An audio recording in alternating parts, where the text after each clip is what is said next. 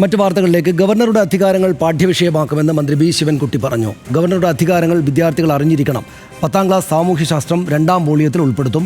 അടുത്ത വർഷം +1, +2 പാഠപുസ്തകങ്ങളിലും ഗവർണറുടെ അധികാരങ്ങൾ ഉൾപ്പെടുത്തുമെന്നും മന്ത്രി വ്യക്തമാക്കി. അല്ല, ഇപ്പോൾ ഈ ഒരു കാലഘട്ടത്തിൽ ഗവർണറുടെ അധികാരങ്ങളെല്ലാം കുട്ടികൾ അറിഞ്ഞിരിക്കേണ്ട ഒരു അവസ്ഥ ഉണ്ടോ തോന്നി. അതുകൊണ്ട് ഉൾപ്പെടുത്തേണ്ടതാണ്. കാരണം ഭരണഘടനയുടെ ഭാഗമാണല്ലോ എല്ലാം വരുന്നത്. പ്രത്യേകിച്ച് ഈ ഗവർണർമാരിലെ ഇപ്പോൾ ഒരുപാട് കാര്യങ്ങൾ ഇടപെടുമ്പോൾ പാഠപുസ്തകം എന്ന് പറയുമ്പോൾ 1 മുതൽ കുട്ടികളാണല്ലോ പഠിക്കുന്നത്. കുട്ടികൾ തെറ്റായി പഠിച്ചു പോകാൻ വേണ്ടി പാടില്ലല്ലോ, ശരിയായി തന്നെ പഠിച്ചു പോകണമല്ലോ. കുട്ടികൾക്കൊരു സംശയം ഉണ്ടാകാൻ വേണ്ടി പാടില്ലല്ലോ. അതുകൊണ്ട് തന്നെ കുട്ടികളെ പഠിപ്പിച്ച് പരീക്ഷയിൽ എഴുതിപ്പിക്കാം. ഇതിനിടെ എക്സിലും ഗവർണറും മന്ത്രിയും തമ്മിൽ പോരില്ല ഏർപ്പെട്ടു. ഭാരതാംബ ചിത്രം മാറ്റില്ല എന്ന ഗവർണറുടെ പോസ്റ്റിനടിയിൽ ഭരണഘടനയ്ക്കൊപ്പം നിൽക്കുമെന്ന് മന്ത്രി മറുപടി എഴുതിയിട്ടു. വഴുതക്കാട് ABVP പ്രവർത്തകർ വാഹനം തടഞ്ഞതിന് പിന്നാലെ മന്ത്രി വി ശിവൻകുട്ടിയുടെ സുരക്ഷ വർദ്ധിപ്പിച്ചു.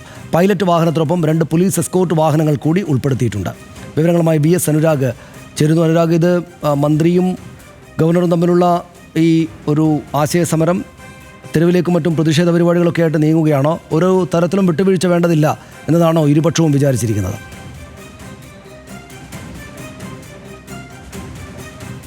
തീർച്ചയായും ആ നിലപാടിൽ തന്നെയാണ് മുന്നോട്ട് പോകുന്നത്. അതുമായി ബന്ധപ്പെട്ടാണ് ഇപ്പോൾ വലിയ പ്രഖ്യാപനം വിദ്യാഭ്യാസ മന്ത്രി വി ശിവൻകുട്ടി നടത്തിയിരിക്കുന്നത്.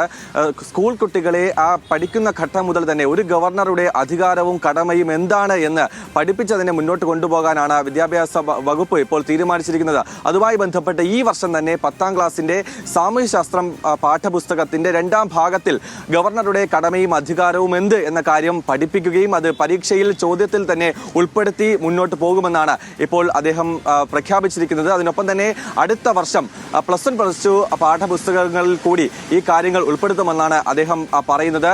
ജനാധിപത്യ മൂല്യങ്ങൾ എന്ത് എന്നുള്ള കാര്യം അത് വിദ്യാർത്ഥികൾ പഠിക്കണം. അതിലൂന്നി തന്നെയാണ് പാഠപുസ്തകങ്ങൾ സമഗ്രമായി പരിഷ്കരിച്ചത്.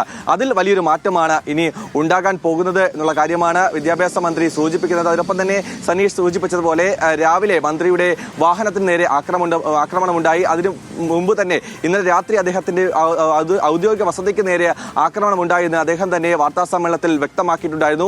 അതിന്റെ ഭാഗമായി ഇപ്പോൾ അദ്ദേഹത്തിന്റെ സുരക്ഷ വർദ്ധിപ്പിച്ചിരിക്കുകയാണ്. പോലീസ് വാഹനങ്ങളുടെ എണ്ണം കൂട്ടി പൈലറ്റ് വാഹനത്തിനൊപ്പം 2 എസ്കോർട്ട് വാഹനങ്ങൾ കൂടി ഇനി ഉണ്ടാകും.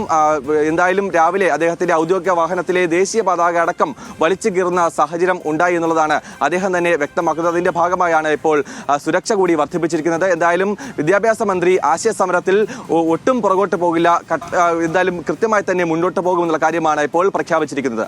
ശരി, നന്ദി അനുരാഗ്. വിവരങ്ങൾക്ക് ഏതായാലും പാഠപുസ്തകത്തിൻ്റെ ഭാഗമായി തന്നെ ഗവർണർക്ക് എന്തൊക്കെ അവകാശാധികാരങ്ങളുണ്ട് എന്ന കാര്യം ഉൾപ്പെടുത്തും എന്നതാണ് വി ശിവൻകുട്ടി തുറന്നിരിക്കുന്ന പുതിയൊരു അധ്യായം ഈ പ്രശ്നത്തിലേത്.